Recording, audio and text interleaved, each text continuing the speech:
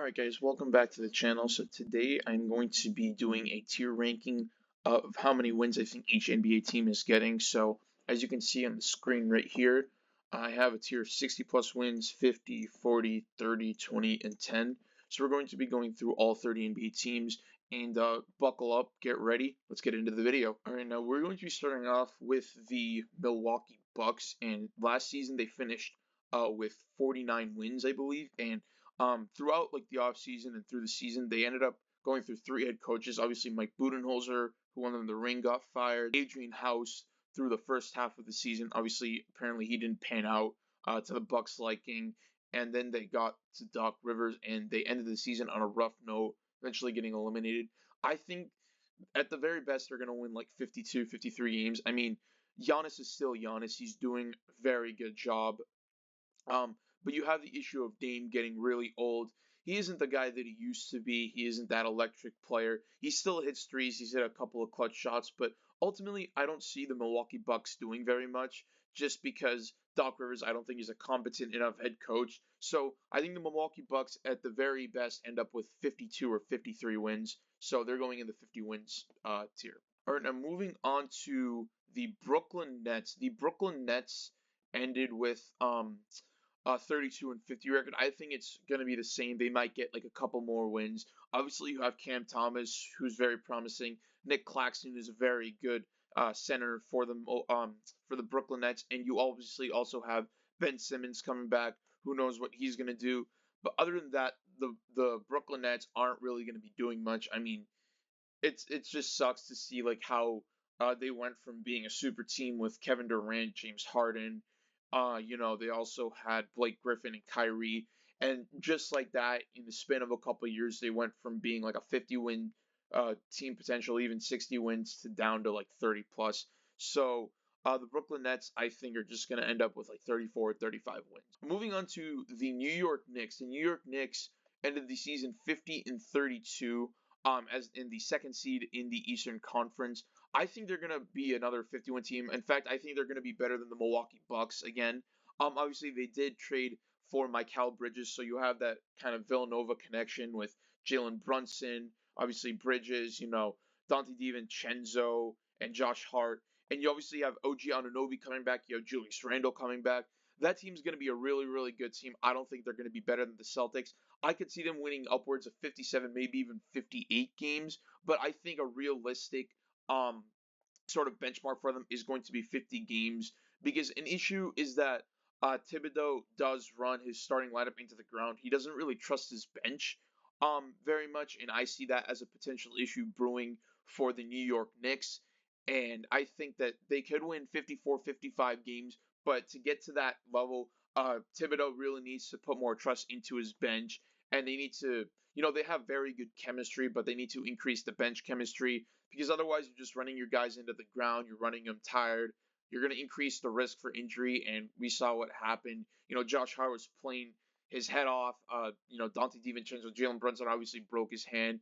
You got to keep the bench in more. So the New York Knicks are a 50-win team. All right, now moving on to the Toronto Raptors. I think they're going to be another 20-win team. I mean, outside of Scotty Barnes, I don't think they really have very much talent. Obviously, their coach is a very, very, very electric man, and I really like him. But the team that the Raptors have isn't very good. I mean, they might win like 27, 28 games at the very best, because Scotty Barnes was an All-Star this past year, but he only played 60 games. If he plays more games, I could see them being a better team win-wise, but I don't think they're going to get more than 25 wins. So they're going in the 20-win um, tier. Now, moving on to the Utah Jazz, I think the Utah Jazz are going to be another 30-win team. They ended the season 31 and 51, but you obviously have, Walker Kessler, who's a rookie. He's got a lot of upside. Jordan Clarkson wasn't bad this past year. You also have John Collins on the team, and then you also have Lauri Markkanen. Lauri Markkanen just signed a huge deal with the Utah Jazz. I mean, he's a very good player. He's an all-star caliber player. So, but other than that, they don't have very much talent. I can't really see them doing much. Again, just like these teams, they can win like 32, 33 games. A couple more that didn't swing their way this year could swing their way in the upcoming season. So the Utah Jazz are going to be a 30-win team. I can't see them getting any more than that. All right, now moving on to the Houston Rockets. Now the Houston Rockets were a really bad team, but now they're good. They obviously have Fred VanVleet, the veteran leadership. Obviously won a ring with the Toronto Raptors in 2019. You have Alperen Sengun, who's a really, really good young talent. And you obviously have Ime Udoka, who led the Celtics to the NBA Finals in 2022 as a rookie head coach. And I think that he's definitely got a lot of potential. And I mean, they finished 41 and 41. They just finished outside of the plane. And the Western Conference is tough, man. But I really think that he could bring that team to 44 or even 45 wins. They could end up getting a playing spot or even like a playoff spot. Um, I think the Houston Rockets definitely have a lot of potential. I think they're going to be a 40-win team, but they're going to be on like the mid to mid high end, so like 45, 46 wins of that 40-win spectrum. So yeah, they go in the 40 wins here. All right, now we're going to be moving on to the New Orleans Pelicans, and I'm going to get a lot of flack for this, but I think they could be a 50-win team. They just finished this season with 49 wins again, and obviously they just traded for DeJounte Murray, who I think is going to be a huge help to their offensive output. And obviously you have guys like Zion Williamson, you have Brandon Ingram, CJ McCollum, and generally those guys are doing a lot of the heavy lifting for the New Orleans Pelicans. But with DeJounte Murray, some of that load can be lifted off them. The production is going to be more evenly distributed, and that's going to enable guys like Zion and BI and CJ to be able to do better because there's not so much pressure on them. And with DeJounte Murray, playing with Trae Young, learning that offense from Trae Young, I think that this team could be a 51 or even a 52 win team. So the New Orleans Pelicans are going to be the third team in the 50 win tier.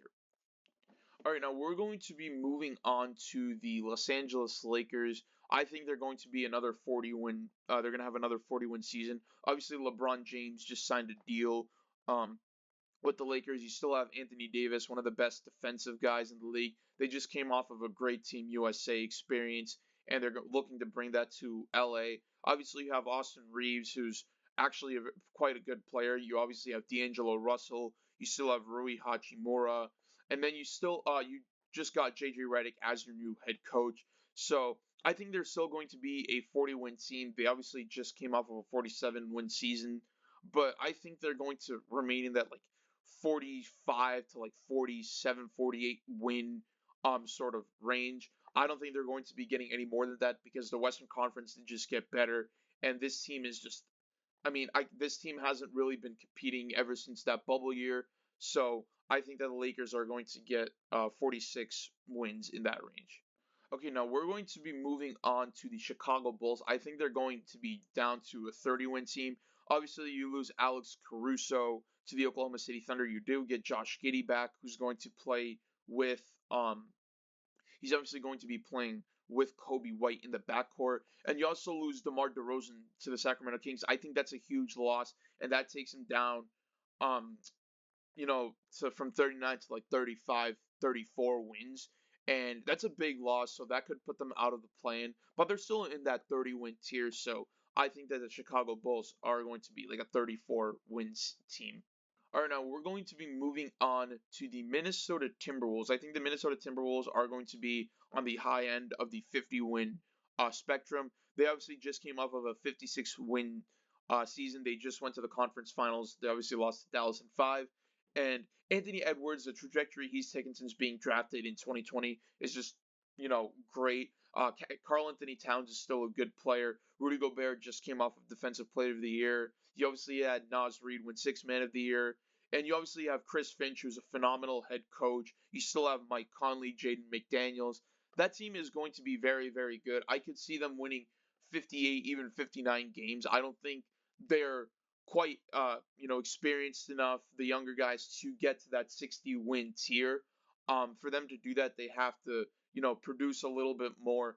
But I think that this team could be on like the higher spectrum of the 50 wins, and this team is just absolutely incredible. I wouldn't be surprised if they made the Western Conference Finals again. So Minnesota Timberwolves are going to be a 50-win team. Now moving on to the Portland Trail Blazers. These guys were one of the worst teams in the NBA this past year. I could see them just winning 20 wins at the very most. Obviously they have Chauncey Billups as their head coach. They have Scoot Henderson, who's a promising rookie. But other than that, there's really no talent. Malcolm Brogdon just went to the Washington Wizards. Obviously, Robert Williams was really hurt this past year, and he's very injury prone. So I don't see the Portland Trailblazers doing very much outside of maybe 24, 25 wins. So they're going to be joining the Raptors in the 20 win tier. Moving on to the Denver Nuggets, who are 2 seasons removed from an NBA championship. I think they're going to be another 50-win team. Obviously, losing Kentavious Caldwell-Pope is a huge, huge loss. Obviously, you still have the reigning MVP Nikola Jokic, Jamal Murray, great postseason performer, and obviously you have the supporting cast of Aaron Gordon and MPJ and Christian Braun, who's on the come up. Very, very good defensive player who's going to help anchor them, a team that kind of lacks defensively. Um, but obviously, we know what Michael Malone could do. Pretty good head coach, really good head coach.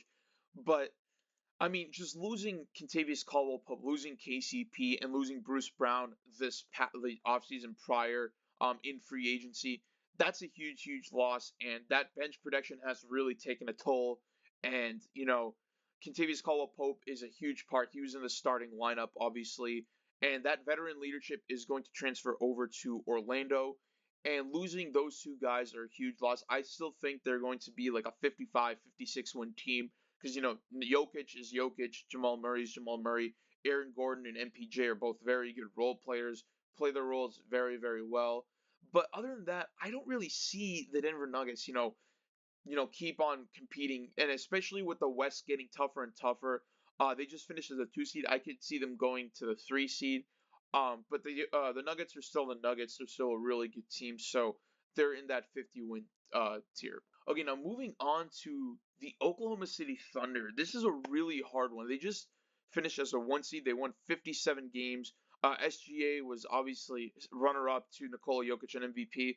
I'm gonna get a lot of flack for this. I could see them being a 60-win team. This team was absolutely incredible. SGA, all first team All NBA. You have Chet Holmgren, who's runner-up to Victor Wembanyama for the Rookie of the Year award. And you just traded for Alex Caruso. You just signed Isaiah Hartenstein. You still have Jalen Williams, Lou Dort, Mark Daigneault, who just came off of Coach of the Year, and Sam Presti, who's one of the best executives in the entire NBA. This team is absolutely incredible. They're still a really young team. I think they're the youngest team in the entire NBA by average age. And those wins are only going to get better. They have a very bright future. I could see the Thunder very much getting 60 wins. I don't think they're going to get more than 61 or 62. But again, because the Western Conference is a very, very difficult conference and it's getting better and better. But I genuinely think that the Oklahoma City Thunder could be in the 60 win spectrum. Now, moving on to the Memphis Grizzlies. This is a very, very tough one because they're going to be getting Ja Morant back. Obviously, you still have Smart. You still have Desmond Bain. I think it's hard, man. I mean, they're a really good team. I could see them being back in that 40-win team because Ja Morant's such a great, great electric player. Obviously, we've seen him dunk, we've seen him score. Really good. Obviously, Marcus Smart sort of provides that veteran leadership. He's a good defensive player, obviously, a couple years removed from that Defensive Player of the Year award with the Boston Celtics. Um, and Desmond Bain's been doing really good. Obviously, you have a really good supporting cast. You have a decent supporting cast, rather. Um, and I think that he could take them from being the 20-win team they were this past year because they weren't very good without him to that 40-win, back to that 40-win team, and maybe even in a couple years they could be back to the 50-win team that they were in the past couple of years before Ja Morant obviously faced that suspension.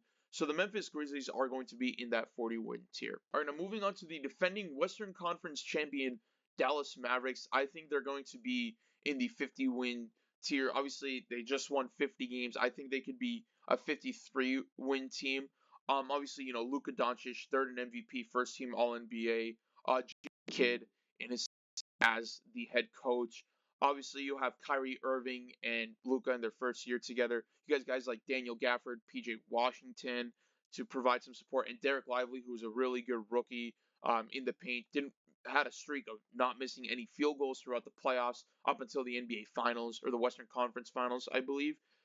So I think that they could be a 53-win team, but again, it's going to be harder to significantly boost their win total because of the difficult Western Conference that the Dallas Mavericks play in. So I think the Dallas Mavericks are going to be 50 wins yet again. Now moving on to the San Antonio Spurs. This is tough because they just got Chris Paul. Victor Wembanyama was on a minutes restriction and he still put up phenomenal numbers. Led the entire NBA in blocks with just south of 4, I believe like 3.5 or 3.6. Um, this past year they did finish with 22 wins. Um, I don't see them getting much better. I think they're going to be on the higher tier of the 22 wins, because Chris Paul and Victor Wembanyama are going to use that pick and roll. Obviously with Greg Popovich as their head coach, one of the longest tenured head coach in the NBA, one of the greatest head coaches of all time. But they're not going to make that jump quite yet. But obviously, Devin Vassell's a very, very good young talent. Jeremy Sohan's pretty solid young talent. And with Chris Paul providing that veteran leadership that the Spurs desperately need, I think that this team could be very good in a couple of years. But for now, they're going to be on the mid to mid high spectrum of the 20 win tier. All right, now we're going to be moving on to the Phoenix Suns. This season, they just finished south of 50 wins. I think they could be another 50 win team. Obviously, we've seen what Devin Booker can do in that sort of role playing role. He's like a cog in the machine. Obviously, what he did with Team USA. And Kevin Durant is just Kevin Durant. I mean, he just does Kevin Durant things. Pure score, just one of the greatest we've ever seen. One of the best of this generation, obviously. I think that with Devin Booker's growth as a team player, I think that this team could get that extra win and they could jump into the 50 win tier. Obviously, we don't know what the status of Bradley Beal is, so maybe that trio could actually win a lot more games. They could be on like the mid to mid high um, tier of the 50 wins, but I don't see them really winning more than 51 or 52 games. So the Phoenix Suns are going to be in that 50 win that tier. Moving on to the Los Angeles Clippers, I think they're going to drop down to 40 wins. I mean, obviously you lose Paul George, who's probably your best player this past year aside from Kawhi Leonard. You lose him to the 76ers, but Kawhi Leonard's still Kawhi Leonard. He was an all-star this past year. You lose Russell Westbrook to the Denver Nuggets, by the way, so that's going to be a huge problem. You still have James Harden. You still have Ivica Zubac.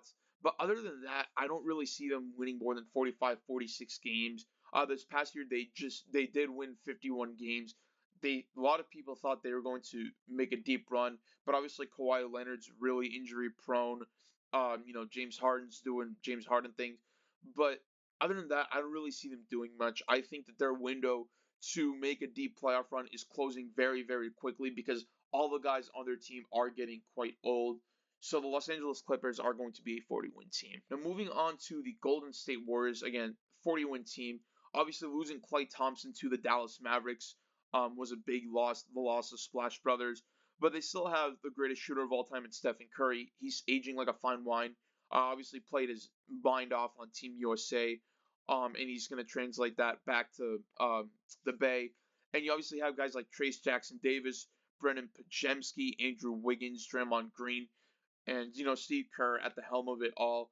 But I don't really see them winning more than like 44 or 45 games. They just won 46 games. So I don't think that they're going to be very good. They could be a fringe playing team. They just finished as the 10 seed. But again, the Western Conference is getting better and better. So I could honestly see them not making the play in at all.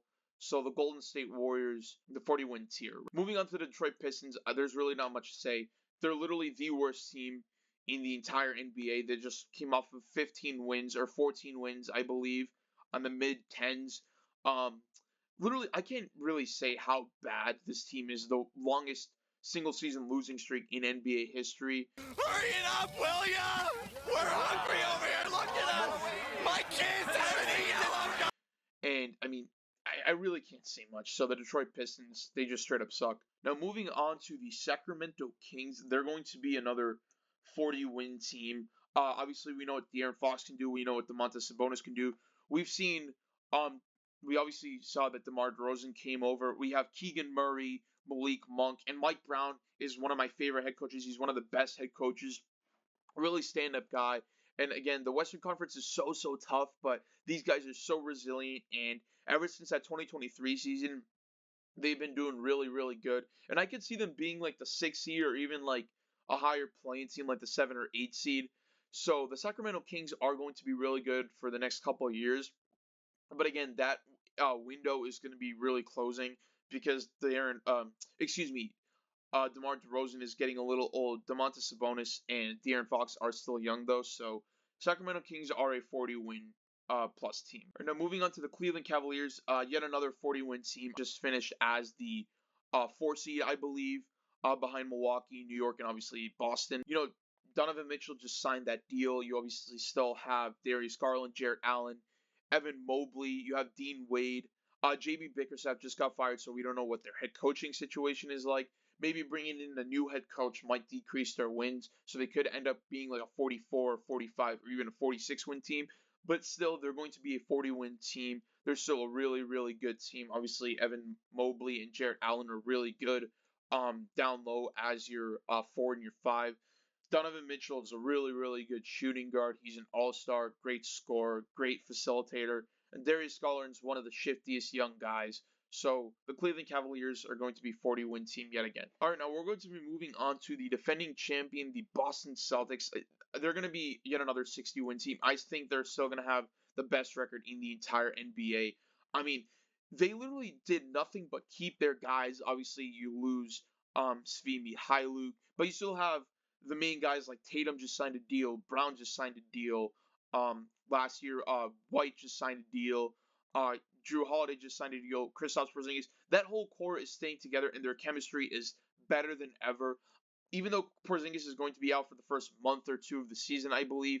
Last year they were 21-4 without him, and they just breezed through the playoffs without him. They only lost, I believe, 1 game in the postseason, or maybe 2 games in the postseason without him. They lost in the finals and they lost once in the second round. But they've been doing so well without him. And even though Al Horford is getting old, he's still playing really good. You got a lot of young guys around him. That core is staying together. So I could see them winning 63, 64 games again, maybe even more because Porzingis is going to be fully healthy. So we'll see how many wins the Celtics can do. Now, the Philadelphia 76ers, obviously, you just signed Paul George. I think that this team is going to be like on the mid range of that 50-win tier, simply because you still have Joel Embiid, who's injury prone. Tyrese Maxey just won Most Improved. You just signed Paul George, and you still have a really good supporting cast. You still have Nick Nurse, who knows what it's like to win a ring with the Toronto Raptors, obviously back in 2019. And I mean, this team is getting better, but I don't really see them competing with the Boston Celtics or like the New York Knicks anytime soon. Not anytime soon. I don't really see them competing with them this coming year, but they're still going to be like a 55-win team. Obviously, this past year they did win 47, and that was because Joel Embiid was hurt for a good amount of time. So I think they could definitely jump like 7 or 8 wins to that 54, 55 range. So the Philadelphia 76ers are in that 50-win team. All right, now moving on to the Charlotte Hornets. I mean, again, there's really not much to say aside from LaMelo Ball and Miles Bridges. There's really no production from these guys, so they're just going to be another 20-win team. So, yeah, that's pretty much all I have to say about the Charlotte Hornets. Nothing else really to say. All right, now moving on to the Washington Wizards. Obviously, you did just get Malcolm Brogdon, but other than that, they're going to be really bad. Jordan Poole, obviously, you still have Kyle Kuzma. I mean, I really don't know what it is with this team, but Washington Wizards just straight up suck. So, sorry, Wizards fans, but you guys are going to be in that 10-win tier yet again for the 2025 NBA season. Okay, now moving on to the Orlando Magic. This is a very interesting one. They just finished with a 47-win season. They obviously won the division. They took the Cavaliers to 7 in the first round. So I could see them being actually a 50-win team. I had Paolo Banchero obviously growing as a player. You still have Jalen Suggs. You have the Wagner brothers. Anthony Black's a rookie. He had a pretty good rookie season. Also, you just signed Kentavious Caldwell-Pope. Who knows what it's like to win a ring? He actually won 2 with the Nuggets and the Lakers. So it provides a great veteran leadership for the younger guys. And this team is just going to get better and better. And Paolo Banchero, I mean, what he's doing is absolutely phenomenal as a forward for the Magic. So I think that they could be a 50-win team this season. All right, now moving on to the Miami Heat. Obviously, they didn't have Jimmy Butler for the first round, and they're going to be a 40-win team. I mean, I don't know what the heck Pat Riley's doing. Obviously, Spoelstra is one of the best head coaches, if not the best head coach in the NBA today. Um, but the big issue with the Heat is Pat Riley isn't doing anything to improve his team. Obviously, the Eastern Conference is getting better. Obviously, with the Celtics just winning the NBA championship, the 76ers just getting Paul George. Obviously, with the Knicks getting Mikal Bridges and increasing that chemistry that they had from college. Um, but the fact that they're not doing anything is just like it's just going to not really help their case this coming year. But we still know what Jimmy can do. We still know what Ben can do, and we still know what Tyler Hero can do. So they're still going to be a 40-win team. They're just not going to be able to compete with the Eastern Conference teams in the 50 and obviously the 60-win Boston Celtics. Now moving on to the Atlanta Hawks. Obviously, you did lose DeJounte Murray. I think they're going to be another 30-win team. Obviously, Quinn Snyder, Trae Young, Clint Capella, Saddiq Bey, and obviously you have Bogdanovich. Um, but they're not really going to do much. I don't think they're going to be that good. I think at the very best they're like a 37-win team. This past year, I believe they won 36. So unfortunately for the Atlanta Hawks, they're not really going to be doing much better than they were last year. So they're going to be a 30-win team. All right, now moving on to the Indiana Pacers. The Indiana Pacers just finished with a 47-35 record, I believe, and that I mean they made it all the way to the conference finals, and they actually played good against the Boston Celtics, but the Celtics came up super huge in the clutch time. Um, I genuinely think they're going to be. I don't know. It's hard because they're so good, but like their defense is like lackluster. I think they're going to be yet again on that higher end of the 40-win spectrum, just because Tyrese Halliburton. Um, I don't know. It's hard. I still think they're going to be 40 wins because we've seen what Tyrese Halliburton can do. We've seen what Aaron Nesmith, Aaron Nembhard, Miles Turner. Obviously now they have Pascal Siakam. So I think they're going to be on the higher end of the 40-win team. I think they could honestly win 50, but I personally think they're going to be in the 40-win team. And yeah, that's the video. Thank you guys so much for watching. If you enjoyed, be sure to like, be sure to subscribe. Be sure to check out my last video. My last video was ranking the top 10 NBA duos for this coming season. And be sure to follow my social media. Thank you guys again so much for watching. Guys. This is TP signing off. Peace out.